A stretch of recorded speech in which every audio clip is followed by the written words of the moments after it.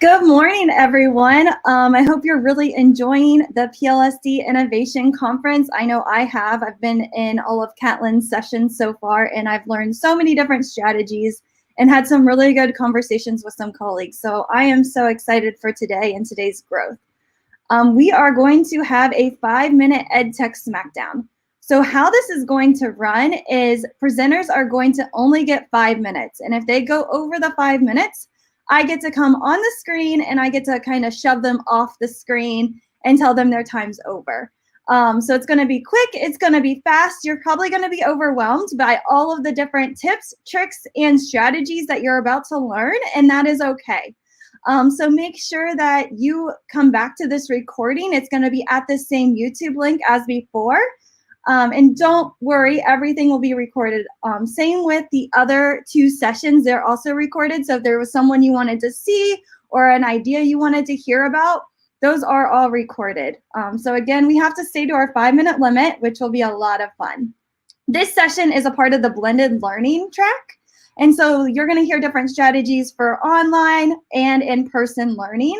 Lots of different ideas that teachers are using. The other 2 tracks, the second one is about tech tips. So if you're looking for any tech tips with different websites and that kind of stuff, you could go to that session. And then track 3 is the final one, and it is with like talking about Little, so a lot of Seesaw and other tech tips that you might learn in that session. So who am I? I am Stephanie Howe. I'm an instructional technology coordinator in Pickerington, Ohio. I'm a Google innovator. I co-lead GEG Ohio and Global GEG. And then if you have any questions or need anything, feel free to reach out to me on Twitter or through email. And I'd be happy to help you. Or if you need some type of resource, just let me know. Also, you will not get the slide decks until the very end. So just know we will give the slide link, but it's going to be at the very end. So we just want to know in the chat, where do you teach and what do you teach? So feel free in the chat to answer those 2 questions. Again, where do you teach? So what building are you currently teaching in? And what do you teach? What subject do you teach? Are you VLA? Are you hybrid? And I will give those a couple seconds to roll in.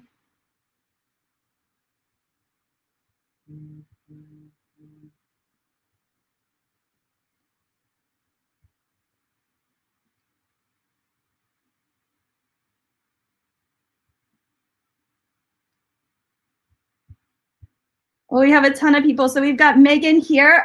She's from Ridgeview. Welcome, Megan. She teaches social studies. We've got a high school teacher.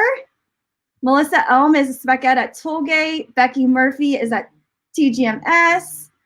So many different educators. We're so glad that you were able to join us today. And please use the chat to engage in the conversation throughout this session.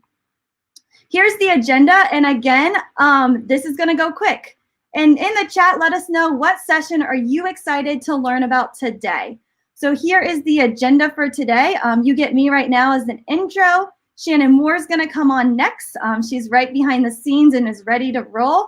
All of these will link to their slides. So if you come in later, you can click their names and it will take you straight to what they were talking about, so you can quickly find those resources and anything that you might need.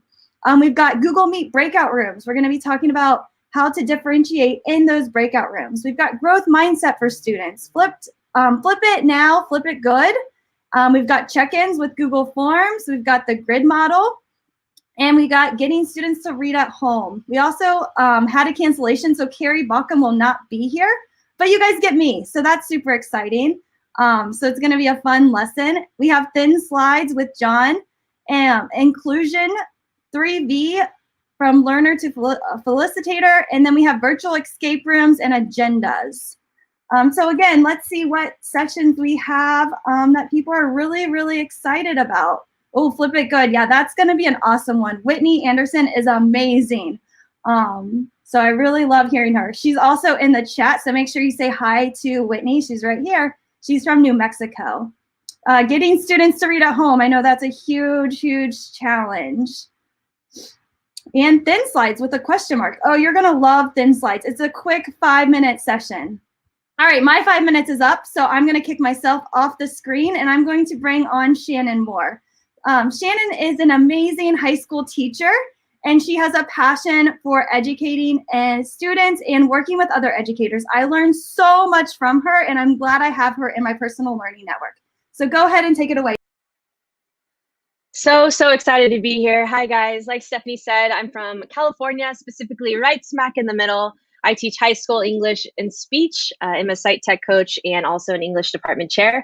And I can't wait to share with you a resource that I have found that has changed my own experience. Just to be clear, I have been virtual completely since March. And so we have been, doing everything that we can to ensure that our students are engaged. And the cool thing about my role, the fact that I'm in the classroom, but I'm also a coach on campus, is I get to have my own personal experience, but I get to get the experience of every other educator that I work with. And so what we can do then is we can dive into the problems and find solutions. So if you have taught at all virtually, or if you're in a blended session or blended learning, or you are teaching concurrently virtual and face-to-face, you know that sometimes getting individuals who are virtual to speak up and chat out is really, really challenging. But we also know that it is super important in the classroom, right? We need to give students a voice, and sometimes students struggle with that. So the images that you see on the screen right now are images that, very clearly I relate to, and I'm sure all of you do as well. That idea of you ask a question, you pose a question out, and you get crickets, you get nothing back. Now, that image on the right is an image of me and my class. One day, nobody felt like turning on cameras. Now, let me be clear. I do not believe students have to turn on cameras. If they are not comfortable or there's something going on behind the scenes that we don't know about, I will never force my students to turn on their camera. I know schools have policies, but for us, it's not a policy. However, students still need to engage with the lesson, and we still need to give opportunity for students to, share their voice. So I had to come up with a solution to figure out how was I going to engage my students on a level where I was able to hear each individual voice, and make it equitable across the board. And I was listening to a webinar by Fisher, Frey, and Hattie, the authors of Distance Learning Playbook, and they mentioned on this webinar this idea of a waterfall chat.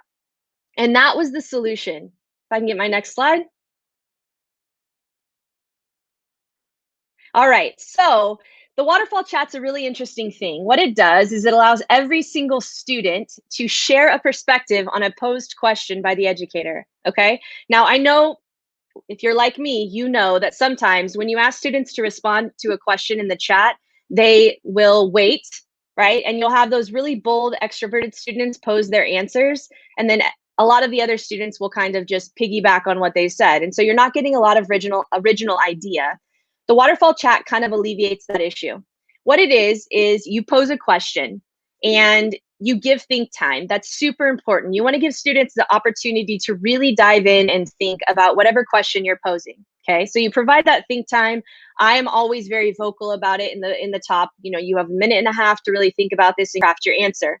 You ask students to respond in the chat, but not push send. Now, here is a little tip with that. You have to remind them constantly until it becomes a habit that they shouldn't push send, because if they push send, it's going to ruin everything, right? But they also need that reminder until it becomes comfortable. So you say, okay, respond in the chat, get your ideas down, don't push send. And then constantly, don't push send, but get them down. All right. And then you start to count down. And then at the end, you say, okay, in 5 seconds or 3 seconds, we're going to go ahead and push send together on the count of 3. 1, 2, 3, and everybody pushes send. And you just see this barrage or this waterfall of chats just come into the Zoom chat or the Google Meet chat, wherever you guys are engaging. And it gives you as a teacher an opportunity to then back up and go through all of the different responses and maybe highlight 1 or 2 that you would like to share out. And that gives you an opportunity to then ask the students if they feel comfortable to unmute and elaborate on whatever they were responding or whatever they said. Now, these 2 graphics on this slide will be available. I have linked them and I've made them shareable so that you're more than welcome to use them in your own classroom. They're graphics I made using Adobe Spark. And the next slide is just a bonus for you, some discussion starters if your students need some help kind of getting the conversation going. And I'm really grateful to be here today. If you have any questions, you can reach out via email or contact me on Twitter at @smore_teach. Glad to be here. I love that idea of the waterfall chat just to get students to process, because some of us, like Shannon, need time to really think through what she's going to say, and whatever she says is always amazing and super smart, where I'm just like, get it out there. So let's try the waterfall chat. You want to try it, Shannon? Yes, I would love that. Right. I would love that. What are you thinking? Go ahead. I'm thinking, okay, let's see. Here is my question for you all in the chat. I would like you to think about one way you feel like this would be beneficial to your own classroom, or how you would use it, whether you're blended, concurrent, or all virtual. How would you use this in the classroom? I'm going to give you guys about 10 seconds to respond, and do not push send. Just hold it. Hold it there. Type it in the chat and hold it. We're going to give you about 10 seconds. 10 seconds. So hold it.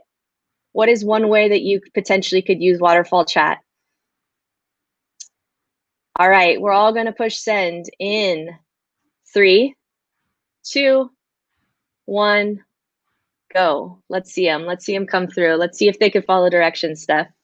Remember, it requires a habit making. And what do you do with the students that don't respond as we're waiting for some of these to come in? If they don't respond, because you're not always going to have the opportunity to, really, track that, and you guys kind of have to move on. The reality is this: you can go back, you can save the chat, you can take a look. And if you feel like students aren't responding, you can say, just kind of casually, hey, so-and-so, I didn't see that you responded. Why don't you go ahead and add it to the chat, or you can go ahead and unmute and share out, either way. Or if you know that a student is maybe more introverted or shy in that regard, you could do a quick pivot, break them into breakout rooms, put them with pairs, and have them dialogue about whatever they put in the chat. That way they do have an opportunity to at least share their response, and then you can bring them back and do another share out. All right, I'm kicking you off because we went way over. And we got so many awesome more presenters. So great job, Shannon. In the chat, why are there 13 in a baker's dozen? So if you could try to answer this question, that would be awesome. And I'm going to keep going. And I'm going to pop up the answer real quick. But because we're behind, we're going to bring on our next presenter. So we have Paige. Paige is a 7th grade science teacher. And I totally wish I had Paige as a teacher, because we were talking before, and Shannon was like, I don't want 7th grade. And Paige is probably the most passionate teacher you will ever talk to.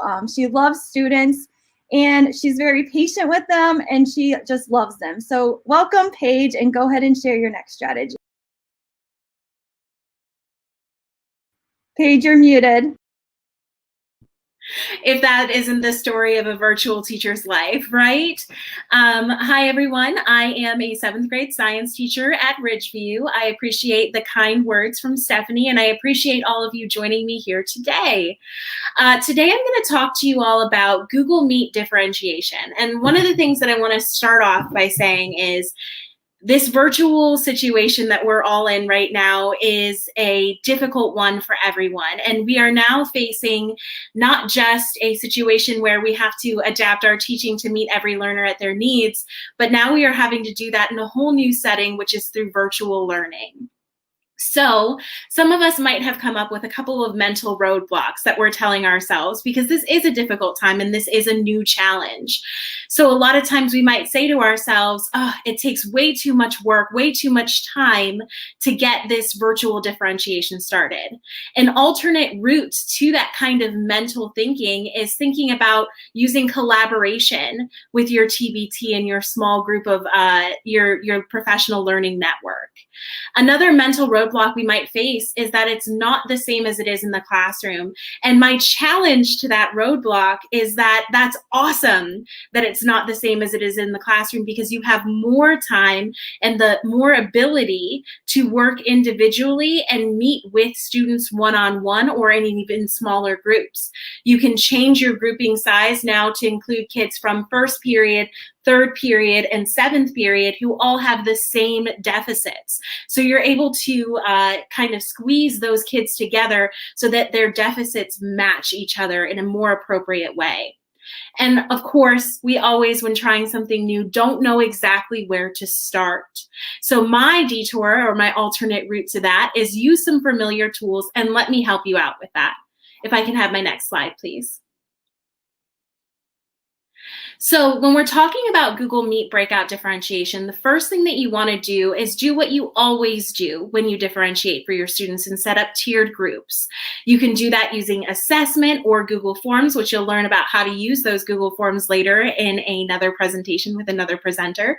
But you can use all of the tools that you're used to using to create your tiered groups and see where your learners are at. Once you've done that, you can decide based on whether it's each period, each class group, or you can look at your learners as a whole and create small groups that fit the needs of each individual student. Then what you're going to do is you're going to create a calendar event for your Meet. You can do this by going into your PLSD calendar and clicking the Create button. Next, you're going to invite your diverse group of students. My suggestion the first time that you start this is to work with maybe 1 to 2 to 3 small different groups.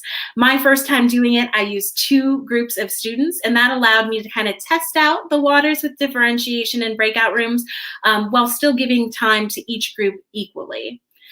Then what you're going to do is you're going to add Google Meet conferencing. This allows for everyone in the Meet to be able to access the Meet and be invited to that Google Meet.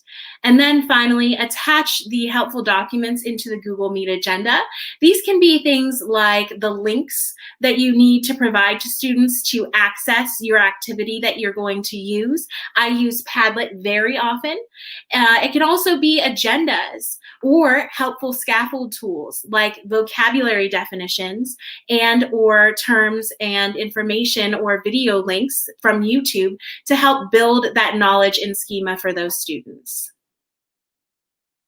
If I can have my next slide, please. So then you get all of this pre-set up, you send the invitation to your students. Now what? It's the day that you're going to implement this differentiation. What do you do next? The first thing I would suggest, be prepared, right? Log into your Meet 5 to 10 minutes early. And when you log into your Meet, as you can see on my screen here, you are able to preset your breakout groups, which is huge time saver because we know that on virtual meets, a lot of times there's that awkward silence where you're just kind of sitting there like, ooh, sorry, I have to set this up. So when you log in early on your own, you're able to set up your breakout rooms by going to the little triangle symbol on your screen, going to the breakout rooms, clicking to set the breakout rooms, and then you can choose how to set up your groups. In my example I have on the right here, I have a lime group, a magenta group, and an aqua group. Mostly because one of my students once called me out for being basic and using average colors like red, blue, and green. And ever since, I've been a little scarred, so I've been using some pretty interesting group names. But you can name your groups appropriately to what you think is going to best engage your students. As your students enter the Google Meet, you are going to see their names pop up into that main call section there. When you have their names, you can all you have to do is click and drag their name into their group session. So you can click and drag Anna's S into the Lime group, but it doesn't put her in there yet. Actually, what you can do is you can preset those groups as those students get in there, explain the instructions, give them whatever tools that you need for their activity. And then when you are completely prepared and your students are completely prepared, you're able to click open the rooms and begin the differentiation session. I love that, Paige. I love that your students called you basic and you took what they said and you did something to change it. So that is awesome. And I love the way that you're using breakout rooms. I've seen so many teachers use breakout rooms this way in powerful, different ways. So if you need more help, I'm sure Paige would help you in any questions that you might have. All right, thanks, Paige. Thank you, Steph. All right, we've got another question about the 13 fact. So go ahead and try to figure out what this phobia might mean. Answer in the chat. And it is the fear of Friday the 13th. All right, next up we have Jen. Jen is a 7th grade math teacher who loves project-based learning and problem-based learning. And I just love coming in her room, watching her students solve these different problems. She's also done a really cool activity with growth mindset, so I can't wait for her to share.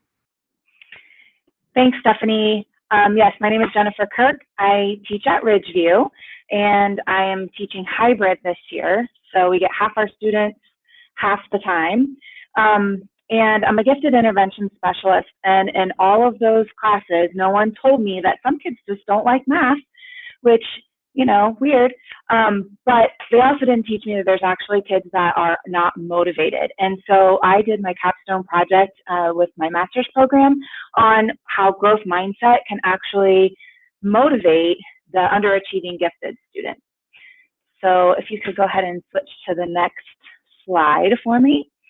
I wasn't interested in academic interventions because they're really not what gifted students need. Academically, they're good to go. So what I wanted to do was find out how I could get them to think about their growth in more than just a grade. Okay, so gifted students are more likely to have a fixed mindset. They think that they're smart and everyone else is not, I guess. But the older the student got, the more fixed their mindset became. And if you haven't been a teacher for more than 10 seconds, you have heard about growth mindset. And I decided that part of my project, we would get a little techie, and thankfully I had some global GEG people to help me because I was not able to figure out some of the things that we did. But in our project, we did a pre-survey to find out how their mindsets were fixed or how much growth mindset they already had. Then we did a 3-week growth mindset lessons. These are with my 7th grade algebra students. And then we did a little mini lesson on some SMART goals just to see, you know, where can we stretch ourselves, not even just academically. And then we did the exact same survey as a post survey. So we used a really cool extension called Autocrat, where as they took the survey the second time, the first time I did not do this because I wanted them to know what they were, but I didn't want them to like dwell on it. I wanted them to see their growth. So if you could switch the slide one more time. This is basically what the survey looks like on the teacher side. So individual students would answer questions like, how much effort on a scale of 1 to 5, how much effort do you think you put into your work in the classroom? And when you're at home on virtual days, and then all of these questions about if they agree, strongly agree, disagree, strongly disagree, on growth mindset specific questions. So I think I have one more slide. And then when they were finished, this is what I can see. I could choose a student and I could see where they scored. And then it would tell me if they had a fixed, it was strong fixed, fixed with some growth, growth with some fixed, and then a growth mindset. So if you could click one more time, there's like a little animation. Oh, too far there. So the little flower, they would get this Autocrat. It's really cool. It like automatically emailed each student after their response, and it told them their score. It told them what category they fell in. And if they had this on both, then they knew if after the lessons, if their mindset had changed. So, you know, I had some really big takeaways from this. A lot of people just think, you know, gifted kids are just always wanting to learn, which is so not the case. But my research showed that mindset is so powerful, and this little active research that I did really confirmed it. And students that understand that making mistakes is proof of learning and it's not proof of their knowledge. That's, I think, what gifted students trap is. They fall in that they think if they make a mistake that they're not gifted, that they're not smart, that they are in the wrong class. And so that was really a big aha moment for me. So I'm going to keep doing these kind of lessons every year and hope that you guys want to try it too. Yeah, it was really cool to see Jen use the mindset with her students. And so on the chat, I put a link to a blog post I wrote about that has everything for you to do this. So it has the Google Sheet, it has the Google Form, it has everything for Autocrat set up. So all you would have to do is make a copy. So if you need any help after watching that video, just let me know, and we would be more than happy to help you with figuring out the growth mindset. And what I loved is that she did a pre-test, and then she got to see her students grow after a couple weeks. So it was a really fun project. Thanks for sharing, Jen. Sure, thanks. All right, I think we have another random fact. So what is 13 Club? And I'm gonna go kind of fast through these just because we have so much to learn. So feel free to put your answer in the chat. And we're gonna go ahead and bring on Whitney Anderson. So Whitney is an educator in New Mexico, and she is so amazing. I met her on Twitter, and I'm so glad I did because she has taught me so many different lessons that I needed to learn, and it's really helped me in my practice. Hey y'all, good morning. So I am an EdTech coordinator in New Mexico, but I'm originally from Tennessee, so you're probably going to hear that come out a little bit today. So today I just want to talk to you about flipped classroom. It's something that I worked on during my dissertation, and it's become one of my loves in education. I've seen it do some great things for several teachers. So first of all, why would I flip? Well, because whenever you flip your classroom, it allows students to experience learning in a universal design. No matter if they need to speed up your lesson, slow it down, if they need to rewind, move forward, they can move at their own pace. They can watch it when they have time, when little sister's not running around the table, maybe when she's having a nap. And also, if you use something like what I'm going to show you today, you can get real-time data before your students ever walk into your classroom or pop on to the screen, whichever one that is. And if that doesn't work for you, let's say students just can't get to their homework for whatever reason, there's something called a faux flip. And actually, Caitlin Tucker is where I learned about a faux flip. And that is where you take your class and you develop the flipped video for them. You show it to them in class. And then you can build in those pause points that they would stop and either discuss with a partner. It would be great to do it in breakout rooms. Or they are just jotting something down or answering a question. Now, many people have said, I just don't know how to do that in the virtual realm right now. I just don't get it. I can't wrap my mind around it. So I thought that Epuzzle really, really solves that problem for us because it's going to show you real-time data on your students. It's going to allow you to put them into breakout rooms and then look at your dashboard and see what type of data the students are coming out with, who's struggling, what breakout room do I need to pop in, which students are completely ahead. I can go throw in an assignment in that breakout room. So think about changing your class time from delivery of information to collaboration time, something that we don't often get to do. So instead of saying slide, I'm just going to say flip it. You'll just flip it. Thank you. All right, so this slide just shows you what Epuzzle does. It builds pause points into any video. So see the video pauses and the students can answer. Once they answer the question, they press submit and it can give them immediate feedback. There you have 100. Flip it. All right, the next one, you can see that you can get videos from anywhere and you can build pause points into them. So it's like, yeah, cool, Epuzzle's great, but where do I get the videos? Right within Epuzzle.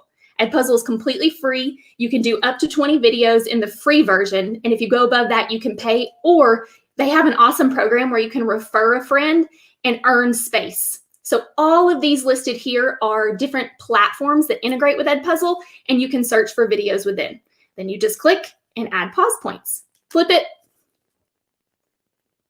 Go ahead and flip it to the next slide. Thank you. All right, and so here's how you would search Epuzzle. And searching Epuzzle itself is great because it brings in videos that other teachers have already flipped and already built those pause points in. You can base it on grade level, you can base it on subject area, and you can even choose your country. So if you need it in a different language, or maybe you're teaching a foreign language, they have that too. Flip it. All right, so here's what it looks like for the teacher. You just play the video, you pause it, you say enter a question, and you have the option of doing multiple choice, open-ended, or even adding a note for your kids, which is really great because you might want to add audio over a video that they're watching. Flip it. And then here you can see just that's an example of an open-ended question. The students would type in their response. Keep in mind that it's not going to give you immediate feedback on that. It'll show you they completed it, but you're going to have to go back and grade the open-ended, whereas multiple choice is going to give them immediate feedback. Flip it. All right, and then here at the very end, this is just showing you how you would get to your class, look at the real-time data, and be able to see updates as students are working on it. You would just click on the video, flip it. Whoops, one ahead. There we go. And then you can scroll through and you can see the students when they turned it in, when they watched it, the progress they made there. So that first one's red, so they only watched a little bit. And as I move down, you can see that it goes to green. They watched it, and then if they submitted it, if they answered the questions, then it would give you a grade there. You can see that some of them is like 25 out of 100. Some of those are open-ended, so I need to go back and grade them. But if you close it off from students skipping, they have to answer all questions before they turn it in. Flip it. Ooh, I'm right on time. All right, so I encourage you to give flipped learning a try. If you have questions, please reach out to me on Twitter at WA247-365Learn or at my website, which is anderson365learn.com. I hope y'all have a great day. Have fun flipping it. Thank you so much, Whitney. And yes, we do have Epuzzle. So if you do need to up your subscription, reach out to your tech coordinator and they can help you with those different steps on doing so if you don't already have it. All right, we're gonna keep on rolling. I think there's another fact. So do high-rise buildings have a 13th floor? Go ahead and try to answer that question in the chat. And 80% of them do not have a 13th floor, which I thought was really interesting. All right, we're gonna bring on Mike. Mike is an amazing educator. He has a podcast that I love listening to that always has so many quick ideas that you can use in your classroom tomorrow. And he's gonna be talking about Google Forms. So Mike, welcome. Hey, thanks. So I'll start. My name's Mike Brilla. I teach in a school district about 40 miles west of Philadelphia. I'm actually at home quarantine teaching right now, so I apologize for that. If you have any questions, need to get in contact with me, there's my Twitter and Voxer handles. I use them quite a bit. I'm going to go quick. So everything I have on that Wakelet. The bit.ly is there. It's bit.ly/Brilla Forms, all one word in lowercase. But I'm hoping we can use this forms to check in, right? This morning, I'm so nerdy that I was literally like fist pumping as Caitlin Tucker was talking about her different station rotation models. And she started giving the rating scales because that's exactly what this is about. It's about using a simple tool, a Google form, something we all know how to do, and a sheet, something that scares a lot of us, but most of us know how to do in an intentional way. And your mind will be blown into things you can do because it's easy. It's something simple. So if you want to go to the next one, I'll try and show you just some of the ways in the past that I've used these Google Forms. And as I was watching, I started jotting down little notes of like how this matches what I do in my class as I was watching Dr. Tucker. And the more I think about it, the more I kind of realize I think some of these forms I got from her blog, probably because I've gotten so much from her. She's amazing. But just a couple of different choices that I do quite a bit. I do these often so the kids are used to it. I have one where it's a simple yes and no question on the left-hand side there. They rate their feelings 1 through 4, then yes or no, were they able to do these certain things. In the top right-hand corner, I have one that's more the SEL, the social emotional one. And this one has been a game changer in my room. The students rate themselves on how they're feeling that day. And then they tell me specifics, like what should I know? And this is great. So I know how much I can push students and how much I need to kind of back off on some. This is the one thing that a lot of students who are resistant to asking for help, or a lot of students who are reserved, that's where they'll let you know how they're feeling. So that's a great one. And then the last one is one that I use all the time. It's metacognition. I got this one from Art Costa, where the students rate themselves. I'm there, getting there, and they need clarification. And where this is powerful, if you go to the next one, is when you do the Google Sheet. You can use, and I have on my Wakelet, there's videos on how to do this, conditional formatting. So any student who marks off they need clarification, it's bright yellow and it's screaming at you, go help these kids, because we all know we get this information, but if you can't use it, if it's not simple and quick to use for you, it's not as powerful. So this has been the one thing, and if you go to my next slide, that has helped me quite a bit. And this is from one of my quietest students I've had in years. She wrote me this note on her last day of school. This was 2 years ago. And she commented quite a bit that she loves that I give those forms, and that this was sad. It was kind of neat. She goes, you actually read them and talk to me about them. So those forms, taking that common tool and that conditional formatting and getting it a way that I can use that information has totally changed my classes. And that bit.ly down there has the how-to. We can always reach out to me if you need any help. Thanks. That was awesome, Mike. And definitely reach out to Mike. Every time I do, he always has an answer for me. He will respond. So he is an amazing educator that will really help. And that conditioning formatting can really help you with your eyes quickly see which kids need help. And you can check in with those students quicker and faster to save you time. Yep. So it's just a little bit of a setup, but it will save you tons of time in the long run. So thank you so much, Mike. Thank you. All right, we have another fact about the number 13. How many Friday the 13th movies have been filmed? And as we're doing that, our next guest is going to be Anna Myers. She is a instructional coach at the middle schools for science and social studies. And what she's going to share with you is super exciting, and I cannot wait for her to help you personalize your classroom. Hi, everyone. So our year kind of started with a lot of trying to take some of what Catlin had talked about, but then we were trying to figure out how to fit that into our science and social studies work this year in 5th and 6th grade. So I had several teachers. So if we want to go ahead and go to the next slide, we kind of started out with just a normal grid. So this is something Steph had kind of given us some samples. And there's a link in the original slides here just to the Teach Better, the grid method. But we were really struggling with students in hybrid, kind of keeping them at different paces and differentiating and making sure we were just basically providing them with everything they needed. And so we decided, let's try out the grid method. We started the year with just our normal kind of assignments per week, and we thought this isn't working for all students. So we then got into making a grid. The issue became, as we started to make the grid, as most of you know, we got into linking issues, and we also got into, we've wanted to go back to kind of some of the things Catlin had talked about. So we took this model, and then if we go to the next kind of slide, then we moved it, taking it from just a normal grid into a 5E model so that we could take kind of some of the modeling that we have worked on even in our science and social studies world. And so we took those and tried to make them actually into these engage and explore, and giving kids, again, this balance of some items that could be online and some that could be offline.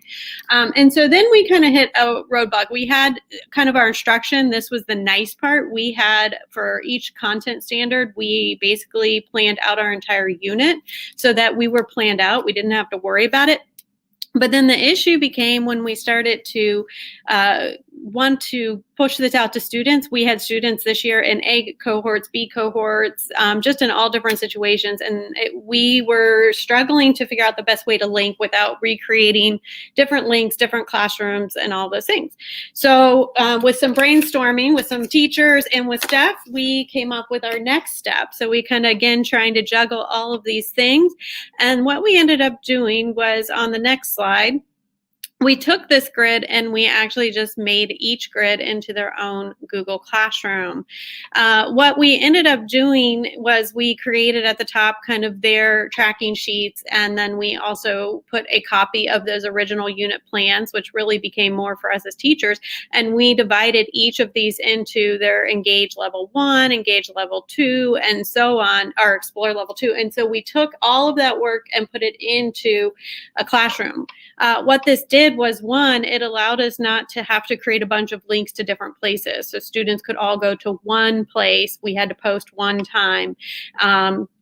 And then we basically could have students working out of one classroom. And so for teachers, this became much easier to do assignments because students were working at their own level, as well as we built then in some of those collaborative activities as students came back, as they finished levels, that they could be working together if they were ready for that collaborative activity, and some were still working in their level 1. So it allowed us more flexibility to do this.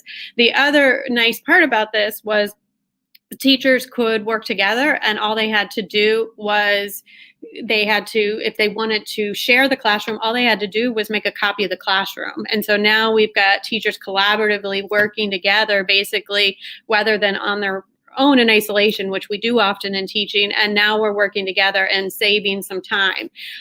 We also thought this is perfect for when we go into even a normal year of self-paced learning. Students can unlock their next grid as they work through one grid. So we basically have it all made then in these classrooms, because we would just have to copy these units for the following year. You can go ahead and go to the next page. The one part that we did want to do, and we were struggling with, is we wanted to build in conferencing as well as holding students accountable. So we also made a MyGrid grading sheet, basically, that went along with each level, where students could kind of take notes on how they were doing. And the reason we did this was because if we were going to be in a normal year, we would just maybe be able to check in more with students, but we had students working at home on several activities, so we had them become more accountable for tracking their work, and then we could check in with them as they came back, but they could then pull out, and this was something, even when they came back, we could say, okay, take it out. If you forgot to record your answers, go ahead and get them on there. So again, just trying to find ways to include them in that process. And that's was another piece then that we added in, because since all the classrooms look the same in those activities. And so basically in the results, as we did this, it just became that students basically found it much easier to find everything in the grid in one place, and they could simply write down their Google Classroom as they were work. Teachers only had to put assignments into one place, which saved them a ton of time for making the grid that way. And then they also just sharing the workload. As we make one, we can copy that classroom and share it, and you just change the parts that work for you rather than all starting from scratch. It has allowed students to be at different places on the grid. We've just found that for this type of learning, for some students it works great, for others they need more time with it. So it's allowed us to allow for more pacing with students as well. And so that is basically what we ended up doing. And it seems so far, it's new to us, but so far we're having some success. Yeah, it's been a lot of fun watching teachers put it into their classroom and seeing students move along at their own pace, which has been really exciting. So thank you, Anna, for helping lead that charge and helping students personalize their own learning. We have another fact about the 13. So which one thinks that their lucky number is 13? And we're going to keep going. Maybe. Taylor Swift. So she was born on December 13th, which is kind of interesting. All right, so our next one is getting students to read at home. Krista and Ryan have been doing this awesome project with their students.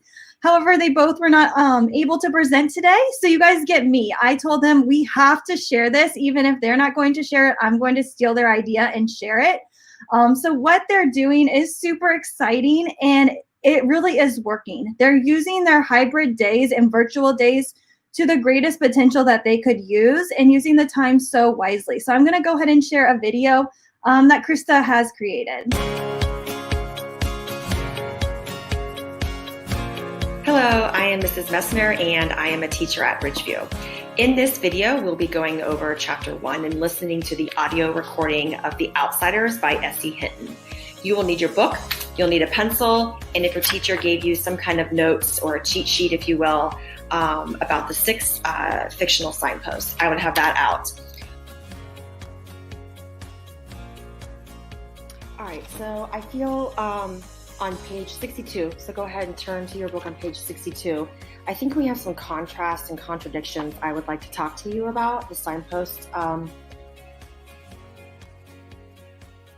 When I came to, I was being bounced around, and I ached and smarted and wondered dimly where I was.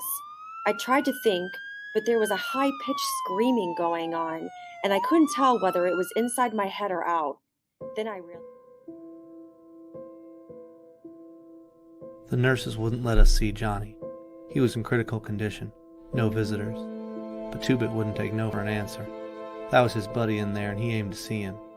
We both begged and pleaded, but we were getting nowhere until the doctor found out what was going on. Let them go in, he said to the nurse. He's been asking for them. It can't.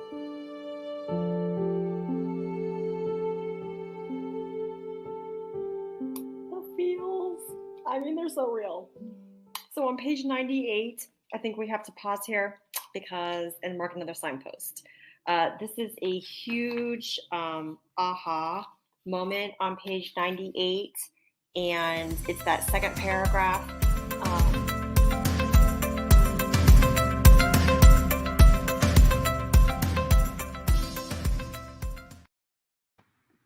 And I love what they have done. So what they have done is they've taken the time in class where they used to read to students, and they put that time into videos, and they have their students watching the reading and hearing their teacher during the video that the students have to watch. So the students will have the teacher read aloud the video, and the teacher will add in different visuals, which can really help those students that struggle with picturing what is going on in the reading. And then Krista will stop the video and come on and talk about the signposts or the closed reading strategies to help her students connect with the story. And then again, they will read aloud again. And she was saying this takes her forever to plan. At first, it took her an hour to create one video for a chapter. But now that she's gotten a lot faster at using WeVideo, using Epuzzle, and doing those different skills, it now takes her 30 minutes to read one chapter. You should really find another teacher that you can conquer this with. So her and Ryan partner up, and Ryan will read a chapter, and then Krista will read a chapter, and those students then can hear from multiple teachers. It saved her class time because before she was reading to her students, and now she's able to have those conversations with students. And so it really has helped students with their independent reading. It's helped them during class time, and then it's created opportunities for them. If you want to see the video again, I linked the YouTube video right here. The data that her class shows is amazing. You look at here, and this is her reg ed. It's not a gifted class. But you can see right here, she only has 2 students that did not do it. The yellow means they did do some of it, but look at all of this green. So it is working for about 80% of her students. And then she's able to talk to those kids that did not do it and conference with them to figure out what is going on. How can she help them to achieve the goal that they need to achieve? And then right here just shows the feedback that the kids get out of Epuzzle, which we kind of saw with Whitney. And so again, she apps matches with WeVideo and Epuzzle, both her and Ryan, and then they're able to create these engaging videos for her students. Again, it is a lot of work up front, but now she has those videos for next year. So she can reuse those Epuzzle videos with her students that might be struggling. She has them in WeVideo, so if she needed to clip out a part in the video, she's able to do that and replace it with something new. So it should work really well next year now that she's put in all of that hard work. So we have another question about the number 13. What NASA space mission was launched at 1313? And I'll give everyone just a few seconds. And our next presenter, she is unable to attend. She had to end up subbing in a classroom. So we will skip over Carrie Baucom's session. She is so amazing though. So I highly suggest you look her up on YouTube and Twitter. And she's all about sketchnoting. I am not going to try to do her session because I do not know much about sketchnoting. But it's a really cool way. And she's done a whole session with Global GEG. If you are interested, you can watch that session. But she just talks about sketchnoting. So we are going to move on to John. So John is one of those guys that is absolutely crazy. Is that okay to say, John? You're crazy? Yes. Why not? Let's get crazy, Steph. Yes. So John is amazing. I don't even know how we connected. Probably Twitter. Twitter. Yeah, probably Twitter. John wrote a book. It's called Edu Protocols. And on this book, they are amazing strategies. And these strategies helped me with this year. So teachers are like, we're only in person 2 days a week, and I want to use that time so wisely. Edu Protocols is your answer. So John, go ahead and take it away. Well, go ahead and put my first slide up. The first thing is, you guys, this has just been such a crazy year. So we are out of school today. I was going to have, you see, I struck it out now with human children. I was going to do this with some of my students live to show you guys how so simple the thin slides concept is. But we had a huge windstorm up near Yosemite where I live. So we are out of school today because we had the creek fire. Oh my gosh, we've had power outages. Anyways, let's get into the content. Next slide, Steph. So if you guys and gals are tired of waiting for really sketchy slides, like I used to assign my Greek slide deck to kids, ancient Greece, ancient Rome, and you say, oh, I'm going to give you 3 weeks. You have plenty of time. And then it just seems like all the kids are doing the slides on the very last day. And waiting and waiting and waiting. The thin slides concept is built to combat that problem. So next slide, Steph. First of all, I'm going to share with you guys a video from a fan. Steph, I should be on slide 82. Go down one more slide. Go down. Yeah, there you go. So this is a 7-minute video that we're not going to watch from a teacher fan who invoked this concept. And so there's the link in the slides right there. It's really, really cool. Next slide, Steph. All right. So this is thin slides. These are the directions, you guys. Each student's going to make one slide. Each student gets one word and one picture, and they get 3 minutes to build it. That's how simple thin slides can be. So next slide, click. So here's a little recipe card for it. Every day, students complete a different slide and use this opportunity to have kids connect to each other, because here's what we do. I make a Google slide deck, or I do this in Nearpod, or I can do this in Pear Deck, and I can take a word like parallel, or a word like complementary angles, or pyroclastic flows, or alto cirrus clouds, and then I can have the kids all make one slide. This replaces me lecturing. So I let the kids use the power of Google Images to track things down on the internet, and then each one of them makes a claim and an observation about what they've done. This process only takes about 6 minutes. That's less time than I would typically lecture about something like parallel or perpendicular. So the kids are doing most of the work, and I am letting them be very creative. Next slide, Steph. Okay, so this is kind of the recipe card. Think of it as the non-negotiables. One word, one image, one slide, 3 minutes, and then each student presents for 4 seconds. And the reason I do 4 seconds is I want to be done with the whole lesson in about 5 minutes. Now you do this as an entry or an exit ticket, but imagine sitting with your students and saying, Second Amendment, go. Imagine sitting with your students and saying, apogee, go. And you don't lecture to them, they build it out. So it's a really neat option. And you can go on to the next slide, Steph.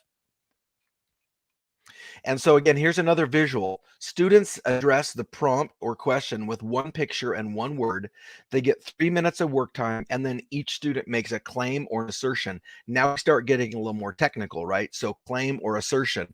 So the really fun thing about protocols, though, is we start off with something silly, because I know in distance learning, building culture and class culture and getting to know the kids is tricky. So go to the next slide, Steph, because these are really fun.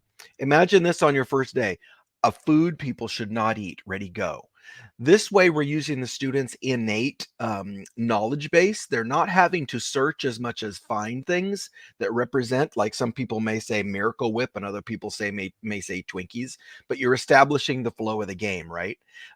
You've got day 2, best movie ever. Make a claim or an observation. Day 3, best memory of summer 2020. Day 4, your dream job. Just have a lot of fun with that, and you'll build up this skill set. Okay, next slide, Steph. This very nicely slides right into content, you guys. Look at this. This is my good friend Heather Marshall in Northern California. She has kids doing Valentine's plus figurative language. Check that out. I want you all on my side of the wall by the ex-president. You've stolen a pizza, my heart. That's a pun. So these are ways that kids can demonstrate technical things and academic things really quickly and really easily. And next slide, Steph, because I know 5 minutes. But watch what Jack Newell did.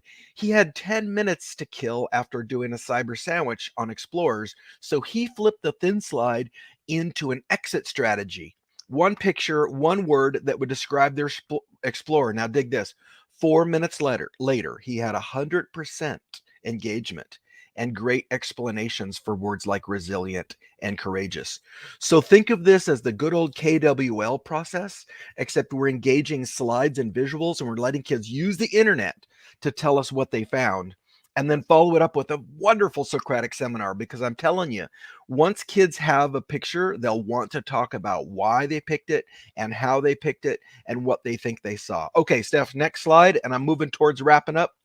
When your kids think thin slides are the coolest thing ever, and they're still finding quotes in the book and therefore rereading passages to find, they cheer when they get to do it again. Imagine in independent reading that how about the quote of the day? So they put a quote and a visual. Prep time's almost nothing.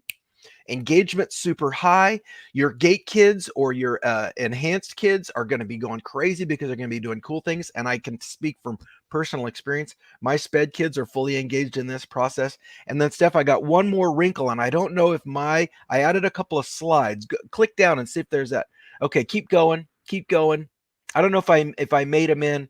Boom, boom, boom. Okay, so just leave with the title slide. I'm going to give you guys one last giveaway. I put the slide there with the books and our information. If you like the sound of EduProtocols, remember, free lifetime tech support. So check us out on Twitter. That's our Twitter handles, and eduprotocols.com has free templates like this. But if I'm doing okay on time, Steph, I've got one more upgrade that I just invented in my classroom. Oh, yes. It's the thin. Okay, it's the thin slide study guide, you guys. Thin slide study guide. How many of you have spent an entire Saturday or Sunday making the best PowerPoint ever, and when you show it, your kids could care less, and you find yourself saying, you guys pay attention, this is important. Pay attention, this is important. It's going to be on the test, and you can't buy a vowel at that point. Like, they're out of there. So check out the thin slide study guide concept. Watch this, you guys. I give the kids one word and one picture, normal thin slide, except there's two new wrinkles. The words are vocabulary words or concepts that are going to be on the test, right? So if you're doing something, we just finished up our weather unit. So it might be air mass or precipitation or evaporation or condensation or low pressure zone or something like that. So one picture, one word, everything's the same. But then I have the kids do this, and this is the fun wrinkle stuff. They put the Google definition. That's what my kids call it. So they find the definition on the Google, and right next to it, they paraphrase that. So I can see them paraphrasing in real time. Second thing is, we do it 3 times during the week. Monday, Stephanie does a slide on air mass. Tuesday, John redoes Stephanie's slide with a new definition, new pictures, same word. And we do that 3 times during the week. Oh my gosh, engagement is high. Everybody does the work. And when we go to do the test, they got that vocab nailed. Super easy. So that's the thin slide study guide model. And that wraps me up, Stefan, if you've got a question. Actually, it doesn't, because I want to share something that Kim shared on Twitter yesterday, I think, or Monday. Yeah. I don't know if you know what I'm going to pull up, but it is the Edu Protocol of the Week. Mm-hmm. This was amazing. So I'm going to put it in the chat because I really want educators to see this. So she has templates built in. So we oh my God. Yeah, Kim took this to a whole other level. Again, it doesn't have to be pretty. You can make it pretty if you wanted to, but the kids are going to do that. Mm-hmm. And then she also has a Google slide. So there's so many different ways you can do this activity. And she even has examples. Again, here's the recipe card. Here's how to do it. And then she has a Padlet. So if you do end up doing this in your class, which I did with Megan, and Megan doesn't know this. I know she's watching live, but I love these kind of surprises. I added Megan's resources on here. Also, we did it with Touching Spirit Bear. So there are sample examples on this Padlet. There's the Thin Slide Study Guide if you need to hear it again. So many resources that you can just see again. Prep time is And I've got 0. one more add-on.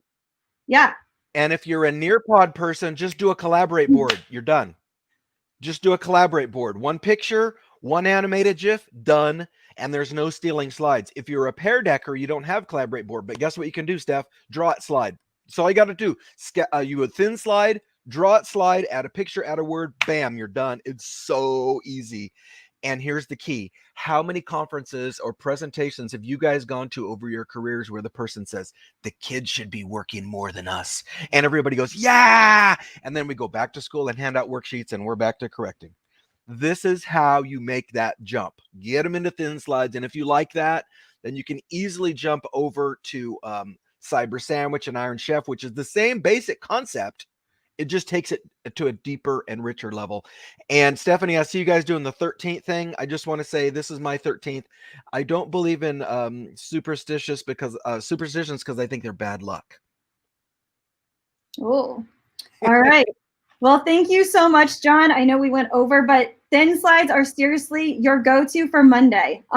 Seriously, it takes 3 minutes maybe to get ready and send out a slide to your student or use Pear Deck. So ask Megan if you want to know anything about it, but her students were really engaged. We have another 13th fact, but since we're running really behind and we have some amazing educators behind the scene, we're just going to keep going. So next up, we have Jessica Reed.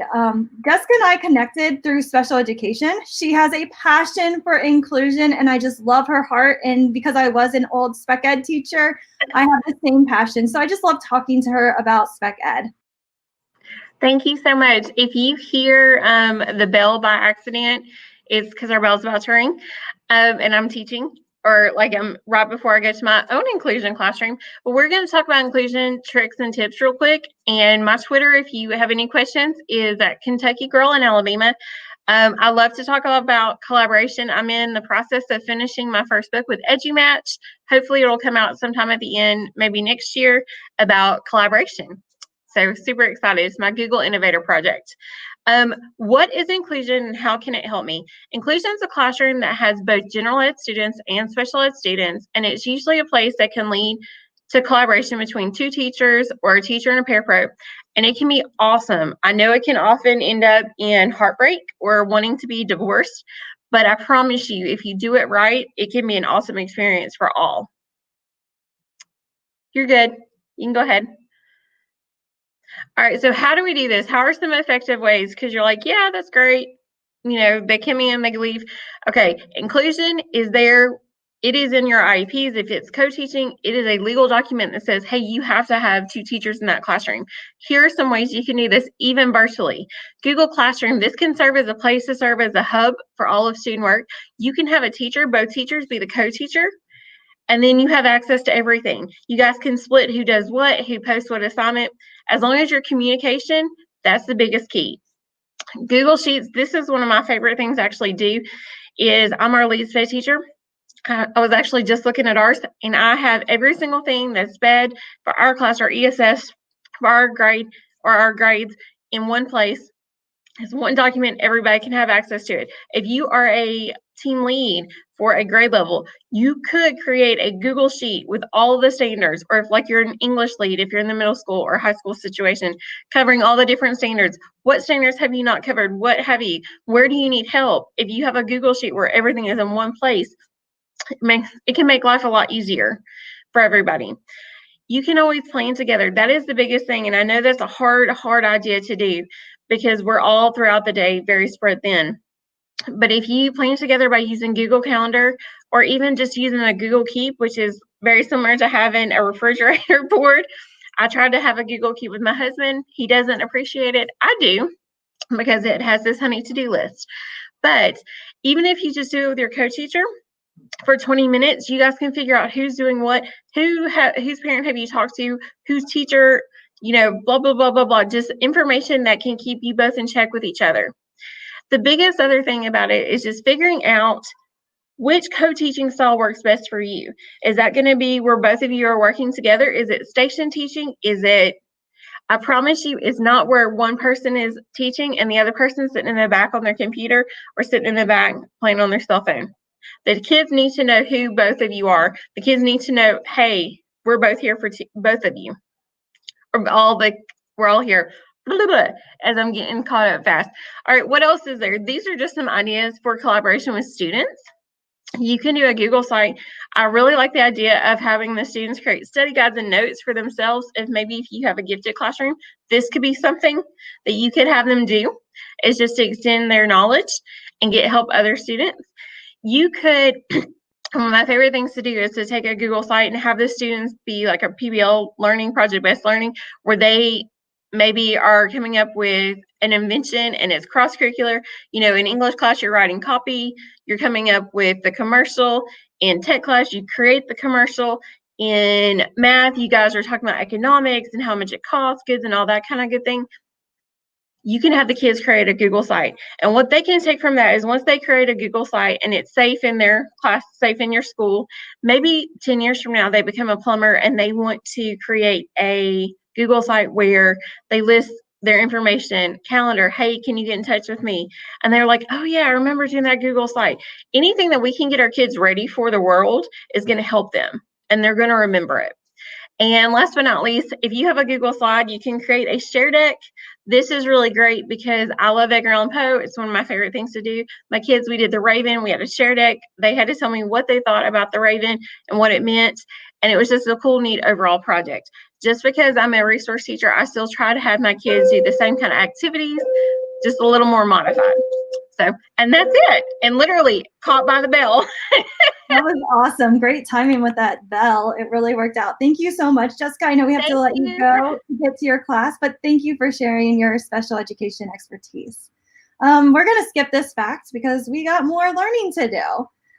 So right now we have Teresa. Teresa is another Edu Protocol guru, and I found out about Teresa at an Edu Protocol event. I don't even know. I think it was like Worldwide One or something, and it was a lot of fun, and her protocol is amazing. So again, if you loved John, you're going to love Teresa.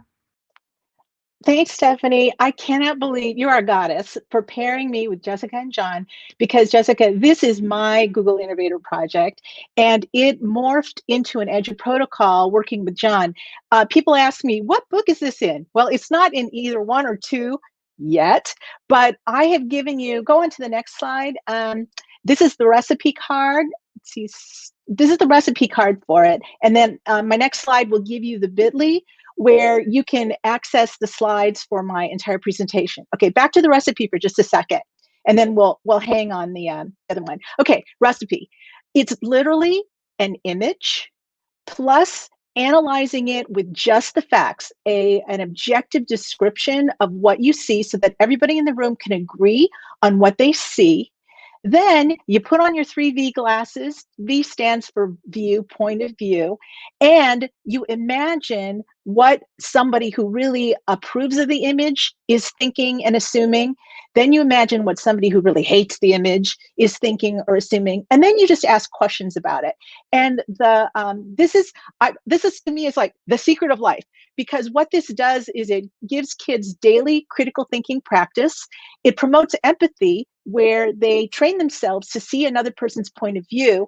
And my slide deck will give you extensions all the way into problem-based learning and project-based learning and design thinking and all of that. So like all of the John's and Marlena's Edu protocols, it is a strategy that is very versatile, that can take from 5 minutes to a semester, that can be applied to curricula at every different level. Okay, next slide.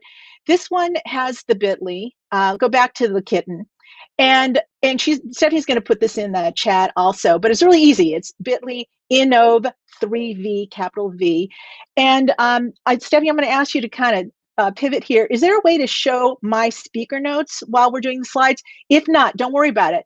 What I'm going to do is walk you through the dialogue. But if you make your own your own copy of the slides, in my speaker notes, I'll give you the dialogue to work through. Okay. Let's see, it's 108, I think, is my slide, or 109. Okay, the slide with the kitten is a little ginger kitten. So the first thing you do is ask the kids, well, what is it that you see?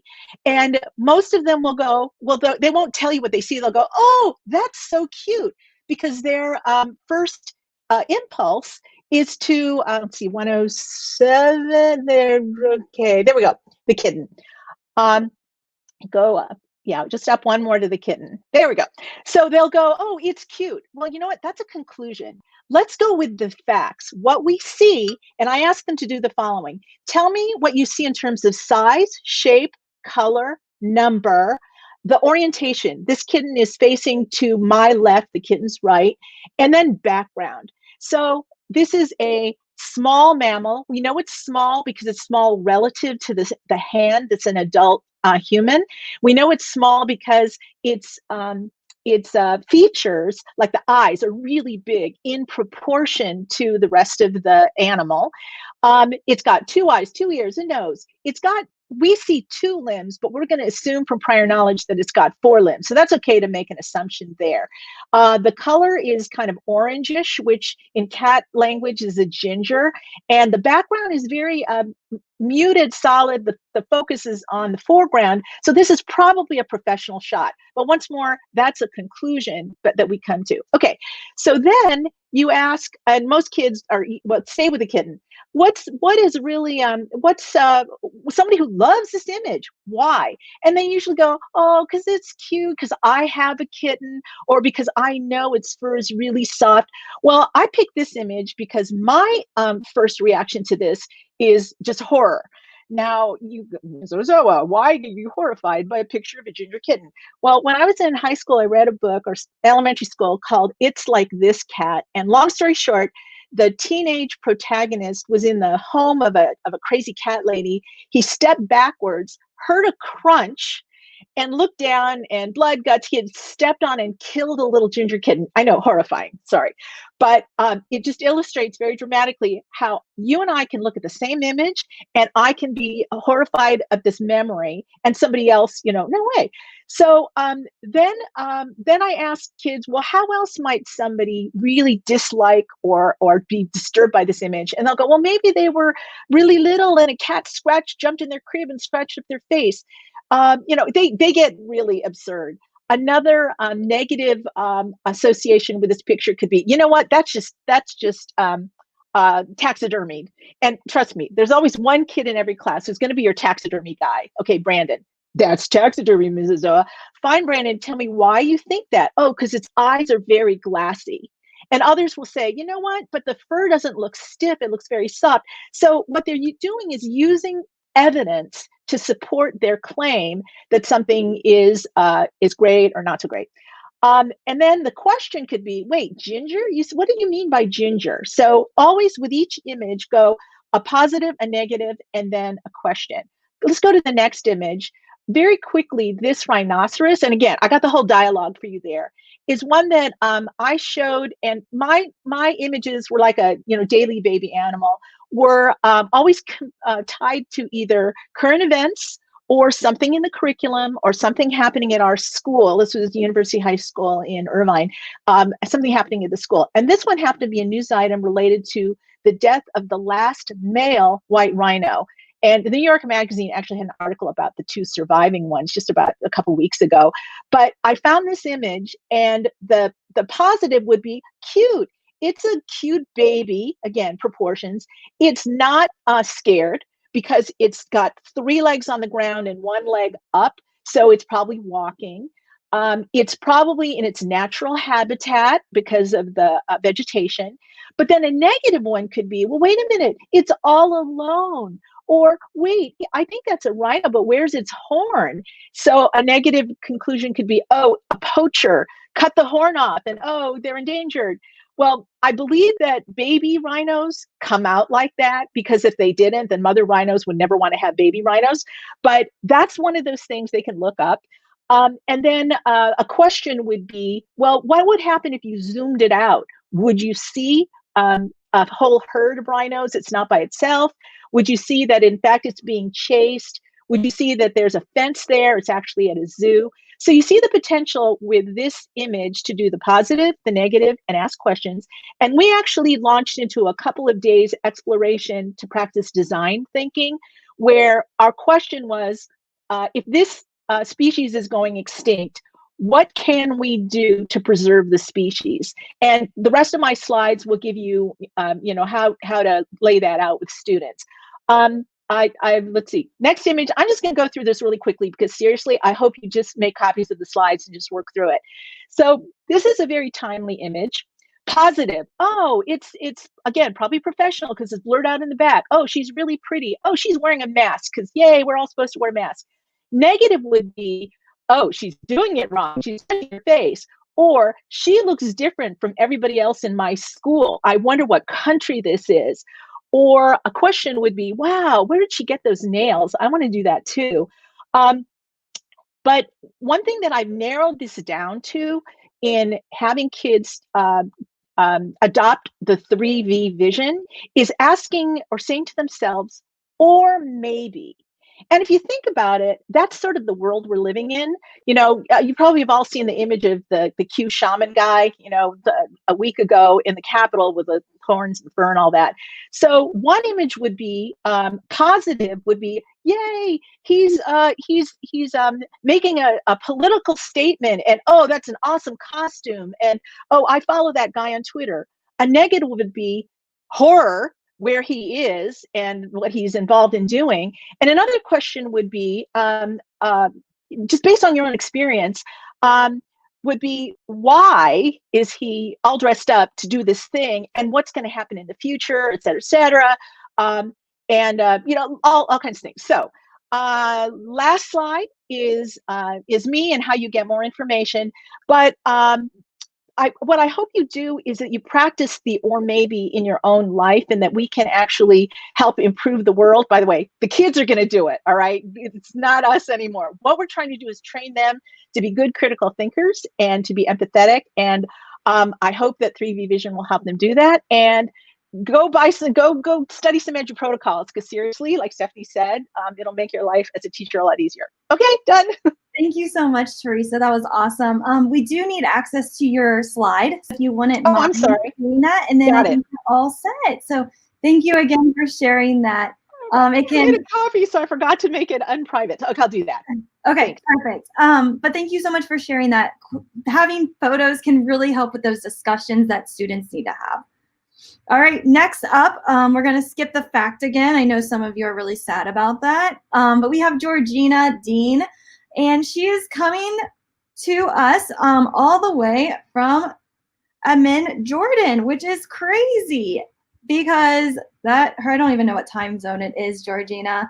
But Georgina is one of my good friends, and she is probably the most happiest educator I know, and she brings so much joy into my life and so much knowledge. So I'm so excited for her to share her presentation.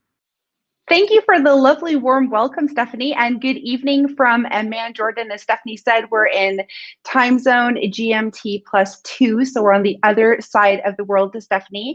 It is now just gone 7 p.m. in the evening, so I'm really excited to be here to share with all of you.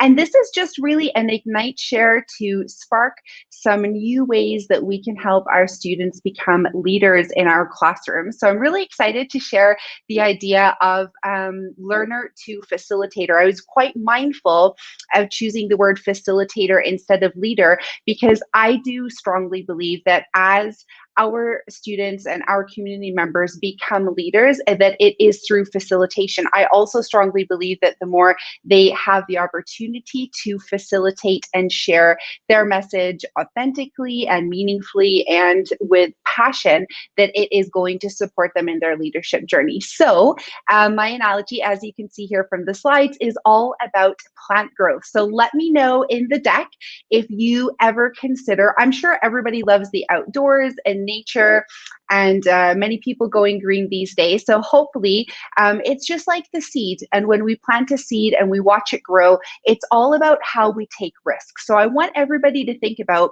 when you're designing your lessons, we have heard some amazingly inspiring ideas from the panel recently in this session. So when you're thinking about all of those awesome takeaways that you've already heard today, and you're thinking about planting the seed, I want you guys to think about, how am I going to plant it so that I can watch my learners flourish? Whether your learners are educators, whether they are other leaders, whether they are students in your classroom, you want to think about, what am I doing to create a culture and environment where they can flourish? And am I giving them everything they need, just like a plant needs water and sunlight, etc.? Am I giving them what they need? So I want you guys to think about that piece, the risk. So I like to call it the shift seed. So as you can see on the slide, the growth of the shift seed is equal to a balanced shift in the classroom. So I'm sure things like flipped classroom is not new to anybody, and everybody's working really hard to flip that, especially as we are going between hybrid, online, and in-person learning. But you want to consider that shift, and the shift is a little bit like when the seed breaks and the stem starts to come and the roots start to come. And you want to think about shifting that culture so that actually, guess what? After all the hard work we do with lesson design and preparing these inspiringly creative activities for our students, we're now going to get to sit back and watch them grow and nourish them and celebrate them. So this is the whole idea about the shift seed, that we are shifting our leadership over to them and we are becoming their support mechanisms. Okay, next slide, please. Thank you. Okay, so it's this whole idea of role reversal. As educators or education leaders, how then do we set back? So obviously, as leaders, we love to be in control. We love to support that idea. We love to keep that going. How do we just learn to let go a little bit? How do we learn to just sit back and let others take the lead for us, especially when they're students? Obviously, some students probably don't have all of the lesson design background, instructional design that we have going through college, university, et cetera, to get to where we are today. So these are some ideas that you might want to do to take that risk, guys. Be brave, be bold, take those risks to let your students start to take the lead. So here's some examples. Relationships, that should be no news to anybody. Relationships are a big key. And when we build relationships, we have trust. And so when our students trust in us, and we say, hey, you can do this, you can take the lead, it's going to go a long way. So that should be the very first part of the plant growth or the shift seed growth, is building relationships and getting to know what they're interested about. Because when we find what they're interested in, we can often link their passion projects to help them become leaders in different areas, especially as we're all getting really good now at cross-curriculating our lessons. Sharing simple examples to inspire the hook is another really great idea. I can't tell you enough how many times I've created a tiny little example, for example, in Adobe Spark or Adobe Illustrator, and I've shared an idea out, and a student's been like, oh, can you send me more of that? And I'd love to actually teach the class how to do that. Or, oh, I've dipped my toes in that a little bit. I want to take a lead on that. So the more you spark their interest, it's kind of like in a really great story, right? They say in the first few sentences or paragraph of a new novel or a story that you've hooked your reader. It's that kind of idea. How are you hooking and inspiring your students to want to take that lead on? Remember to celebrate risk-taking, guys.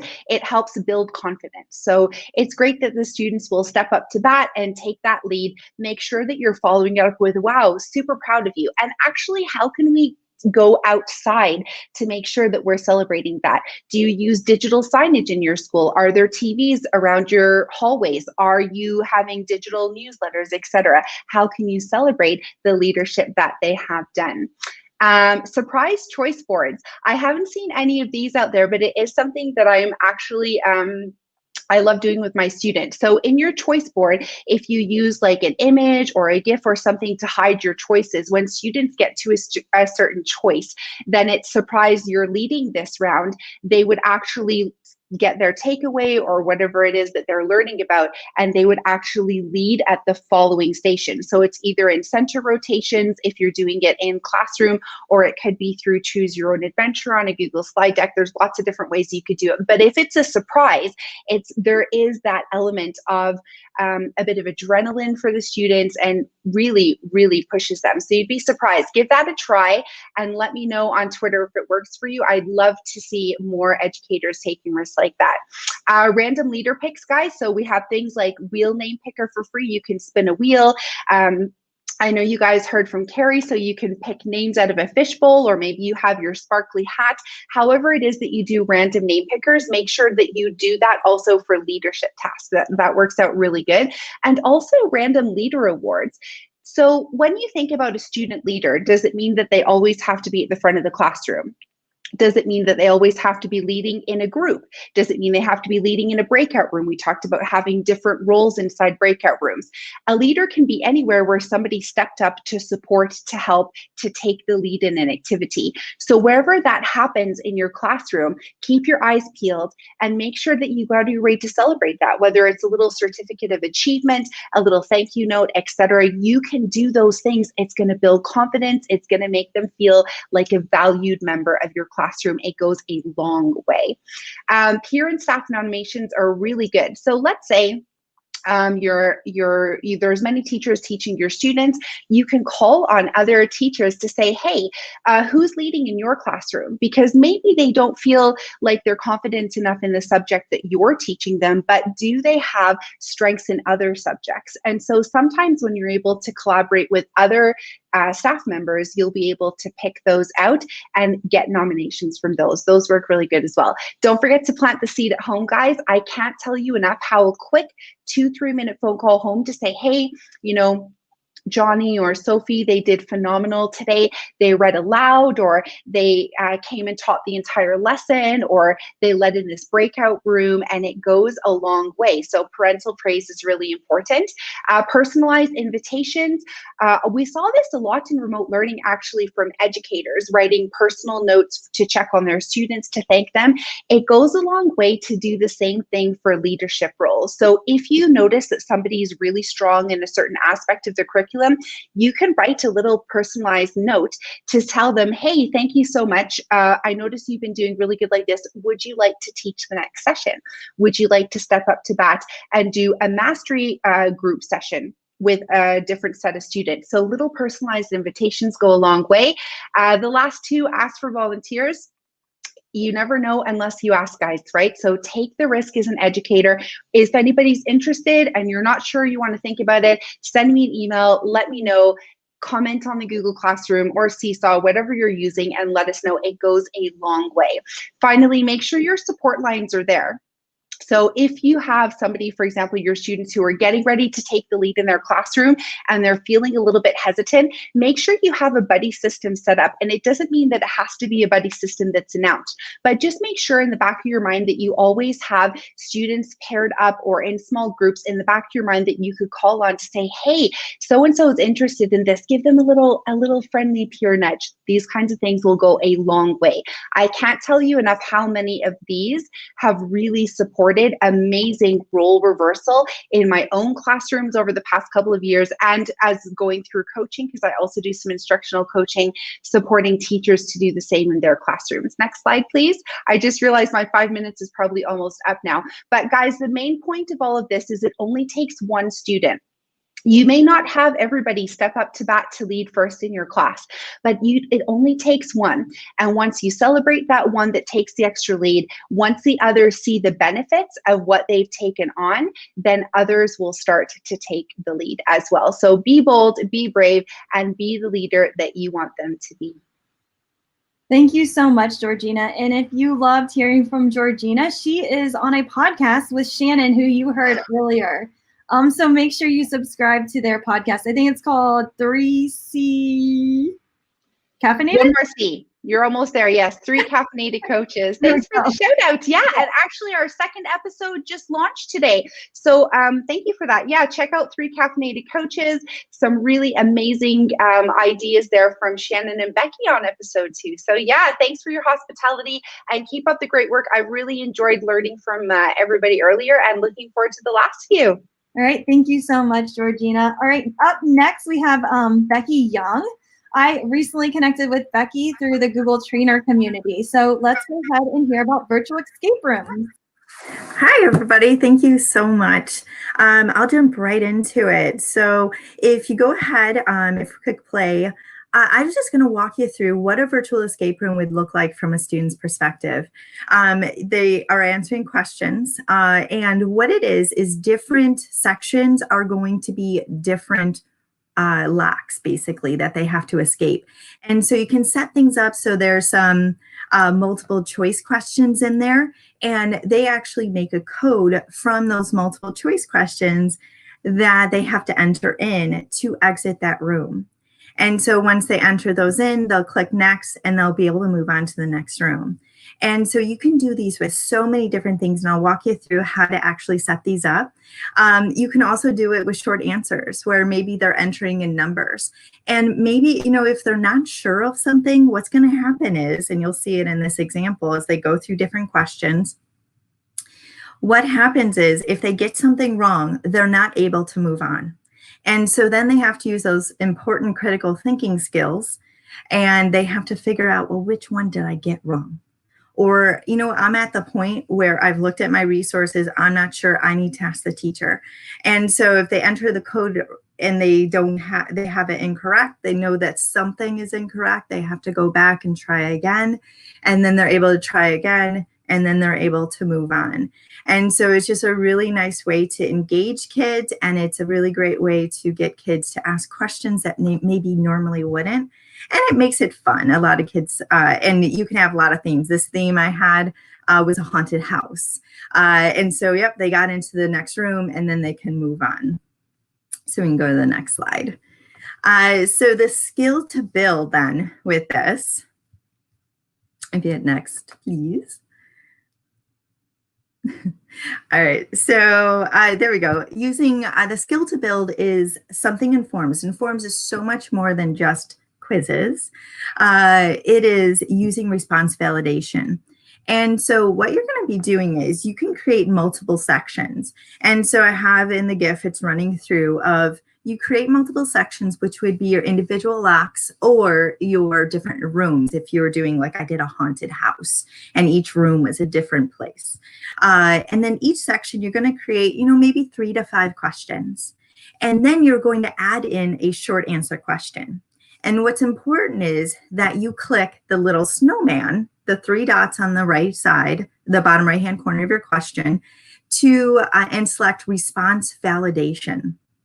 So if you go ahead, click next, please. And what you're going to get is, and you'll see in this example, that with response validation, you're going to end up with a couple of options. And you're going to want to either pick text or number. And you are going to be making a code from the correct answers for those other questions that kids can enter in. And so you're going to enter in a code. And so, it's whatever, if it's A, B, C, D, or whatever the code is. And I have a bunch of ideas on the next slide too that we'll talk about in a second. And then you can actually add in a custom error text message that you can kind of think ahead and say, students often struggle with this topic. Maybe I can say, hey, go back to this resource, or, make sure that you're using all caps, or you can do it, just a message of encouragement just for the kids so that they don't get super frustrated and they keep, a big thing in our school is working and struggling at it. And that is sometimes we struggle, and it's okay. And we can keep moving forward. So I know this is super, super quick. I do a full video tutorial, and I think it's going to pop up in the chat as well, that I went through. It's about 18 minutes where I walk you through making a whole example. If you go on to the next slide.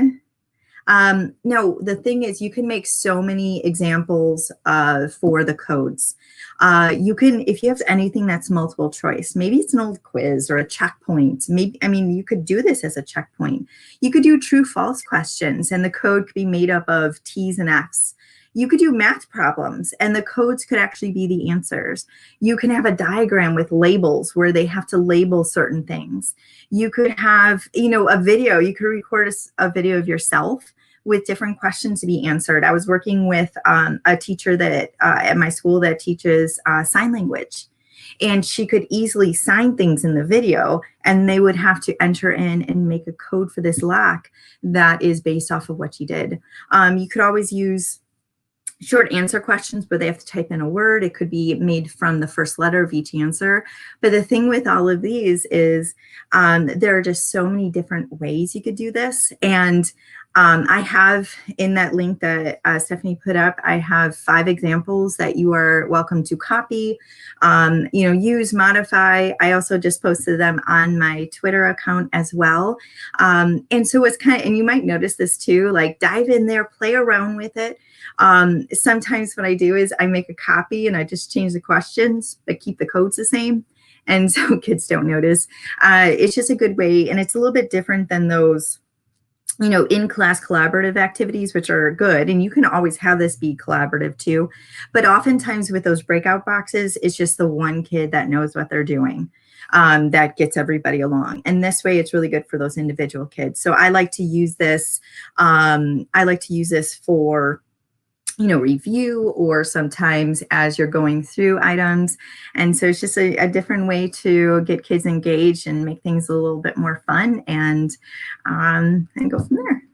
Thank you so much, Becky. Yeah, breakout rooms can be a lot of fun for your students if you've never used them. So make sure you do check them out. Our next guest is Mel, and Mel is an amazing educator. I am so excited to bring her on to share. I'm trying to get your screens up, Mel, so you can have control. All right, so Mel is a great educator. She's a teacher. You teach math, don't you? I do indeed. She does. So she's going to be talking about agendas with Google Slides. I am. Thanks for that. Okay, sorry guys, I know that it's way over time right now, so I'm going to make this super fast. So hi everyone, my name's Melissa Aveling. It says on there Mel Aveling because a lot of people know me as Mel. You can find me on Twitter at Funguli, and yes, I'm a math teacher in Colombia. So today I'm just showing you how you can use daily agendas basically in Google Slides and how useful they are in no matter what mode of teaching you are in right now. So I'm just going to quickly show you what I do and then show you how I do it and then why it's useful. I know that Steph later, she's going to share a copy of the slides so you guys will see all this stuff and have access to all of this after. So for me, I use Google Classroom, right? And I post my daily, I have a link to my daily agenda inside my classroom basically. And I'm just going to quickly show you what my agendas look like and why they're useful, I guess, or why my students find they're useful. So mine look a bit like this, and they have a link to the different dates basically for each class. So students can go and click on whichever date. So this is my class from yesterday. These are my grade 12s. So basically they can use the agenda to find out what they're going to do for the day, what their roles are, resources that they need for the lesson basically, the goal. I also I'm sorry, I'm going to say stuff about Moat as well because Moat just updated and they have this thing for audio into slides. So they also have an audio thing. So I mean, if students are absent or they access the slides early or something like that, they can also hear me explaining what's happening today, any tips or tricks or whatever to expect for the lesson. But I find it really useful. It doesn't matter if they are in person or you're hybrid or you're remote, whatever it is. The kids do find it super useful to have an idea of okay, so what are we actually doing today? And it's just that same place that they go to each lesson. It's just one link. They go to this slide deck and they can find out, whichever lessons, if they've been absent or whatnot, they can easily see what is going on. And I've noticed that for a lot of the students, originally, I was posting lots of links and stuff in the chat to them to be okay, so how do I do this? And there were 500 links in it, well, not 500, but there were a lot of links in the chat.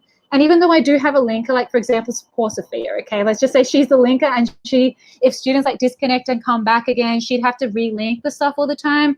Whereas now, having the daily agenda, the students, whether they come in late or whatever, they know they can just go there and follow on whatever they've missed out on basically.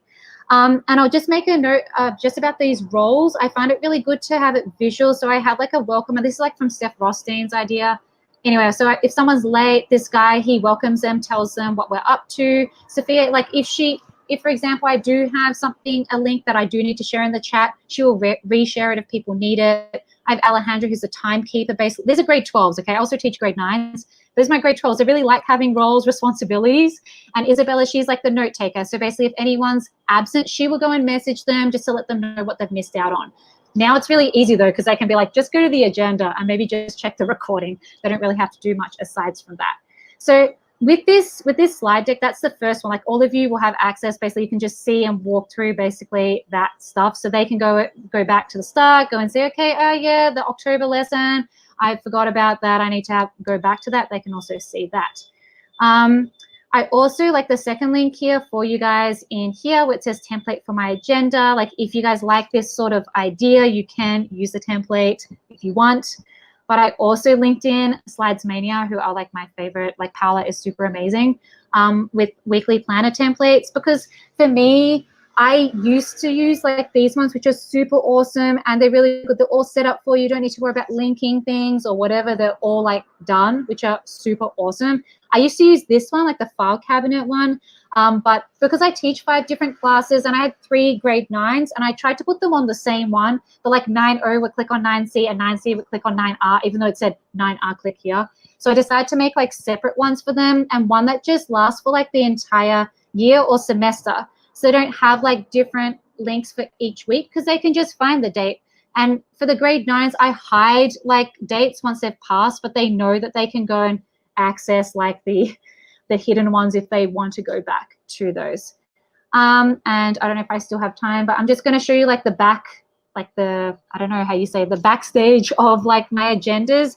It's really simple. So like I have like all these boxes here, and all I do is like, if once I create like a new slide, all I do is I click on the box and I link it like to the new slide that's in the deck. Like that's all I do. I go and find, okay, whichever lesson it is, and just link to that. So even though it looks like I'm super organized, I actually plan day to day. No one knows it though, because I think, oh yeah, daily agendas are super organized and amazing.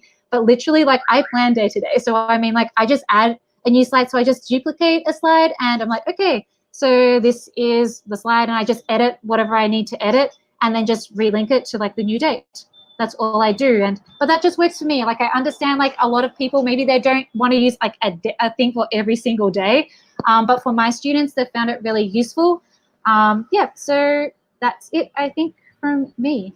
Thank you, Mel. Yeah, definitely check out those agendas that she's created.